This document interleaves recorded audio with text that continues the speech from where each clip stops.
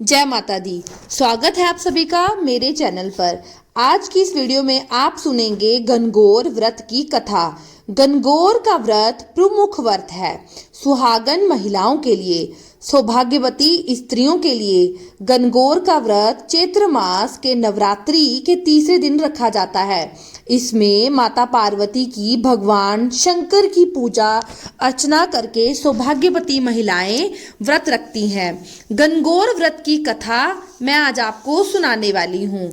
इसके बाद भगवान शिव और माता पार्वती से अपने सुहाग की लंबी आयु, अपने सौभाग्यवती जीवन की लंबी आयु के लिए कामना करती हैं। आज के इस वीडियो में आप गणगौर के व्रत की कथा सुनने जा रहे हैं। वीडियो पसंद आए तो चैनल को लाइक, शेयर और सब्सक्राइब जरूर कीजिए और कमेंट में जय माता दी जरूर लिखें। तो शुरू करते हैं गणगौर व्रत की कथा। एक समय की बात है, भगवान शंकर और पार्वती जी नारद जी के साथ भ्रमण पर निकले। वे चलते चलते चैत्र शुक्ल तृतीय के दिन एक गांव में पहुंचे।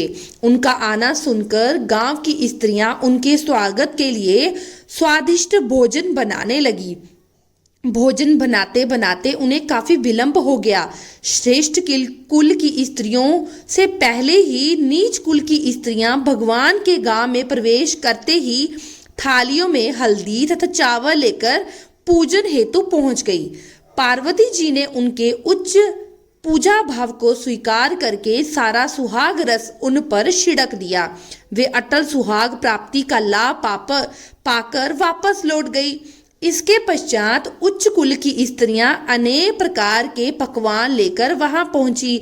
उनकी थालियां सोने चांदी से बनी थी। उन स्त्रियों को आता देखकर भगवान शंकर ने पार्वती जी से कहा, तुमने तो सारा सुहाग रस इन नीच कुल की साधारण स्त्रियों को दे दिया, अब तुम इन्हें क्या दोगी? तब पार्वती जी ने उत्तर दिया, प्रभु आप इसकी चिंता मत कीजिए।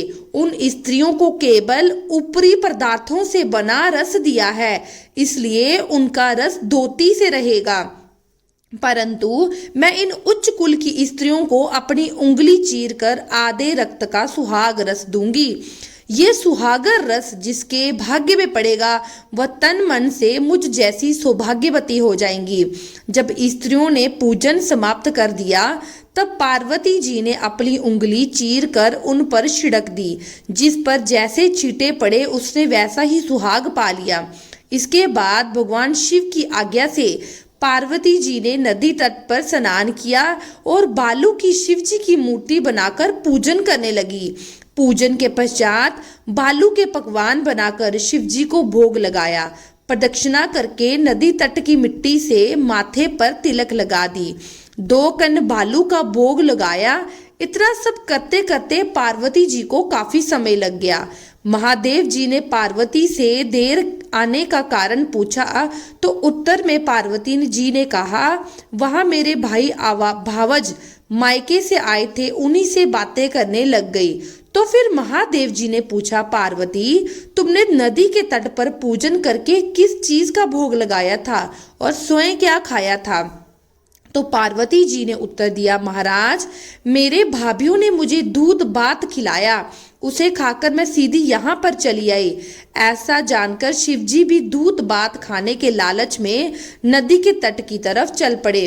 अब पार्वती जी दुविधा में पड़ गई। तब उन्होंने मौन भाव से शिव जी का ध्यान करके प्रार्थना की और कहने लगी, भगवान यदि मैं आपकी अनन्य दासी हूँ तो आप इस समय मेरी लाज रखिए। ऐसा प्रार्थना करती हुई पार्वती जी भगवान शिव जी के पीछे पीछे चली गई। उन्होंने दूर नदी के तट पर एक माया का महल दिखाई दिया। वहां महल के भीतर पहुंचकर वे क्या देखती हैं कि वहां पर भगवान शिव के साले और सारज हैं। सब परिवार पूरा विद्यमान है। उन्होंने गौरी तथा शंकर का भावभीना स्वागत किया। वे 2 दिन वहां पर रहे। तीसरे दिन पार्वती जी ने भगवान शिव जी से चलने के लिए कहा तो शिव जी तैयार नहीं हुए। तब पार्वती जी रूठ कर अकेली ही चल दी। ऐसी हालत में भगवान शिव जी को भी पार्वती के साथ आना पड़ा। अब नारद जी के साथ साथ चल दिए। वे चलते चलते बहुत दूर निकल गए और शाम का समय हो गया। भगवान शंकर पार्वती जी से बोले, मैं तुम्हारे मायके में अपनी माला भूल गया हूँ। तब पार्वती बोली कि ठीक है प्रभु, मैं आपकी माला लेके आती हूँ। लेकिन भगवान ने उन्हें वहां जाने से मना कर दिया और नारद जी से कहा, नारद तुम जाओ और मेरे ससुराल से माला लेकर आओ। अब नारद जी माला लेने चले गए, लेकिन वहां पहुंचने पर नारद जी को ना कोई महल दिखा, ना कोई भाई भावज दिखे। वहां तो दूर दूर तक जंगल ही जंगल था, जिसमें हंसक पशु पक्षी घूम रहे थे। नारद जी अब तो वहां पर भटकने लगे। अचानक ही एक बिजली चमकी। नारद जी को शिव जी की माला एक पेड़ पर लटकी दिखाई दी। नारद जी ने माला ली और भगवान शिव के पास पहुंचकर वहां का सारा हाल बताया। भगवान शिव ने हंसकर कहा, यह सब पार्वती की ही लीला है। इस पर पार्वती बोली, प्रभु लीला तो आपकी है, मैं भला किस योग्य हूं कि मेरी लीला होगी। तब नारद जी ने सिर झुकाकर कहा, माता आप पतिव्रताओं में सर्वश्रेष्ठ हैं, आप सौभाग्यवती समाज में आदि शक्ति हैं। यह सब आपके प्रतिव्रत धर्म का ही प्रभाव है। स्त्रियां संसार में आपका नाम स्मरण करने मात्र से अटल सौभाग्य प्राप्त कर सकती हैं और समस्त सिद्धियों को बना तथा मिटा सकती हैं। तब आपके लिए ये कर्म कौन सी बड़ी बात है। हे महामाये, गोपनीय पूजन अधिक शक्तिशाली तथा सार्थक होता है। आपकी भावना तथा चमत्कार पूर्ण शक्ति को देखकर मुझे बहुत प्रसन्नता हुई।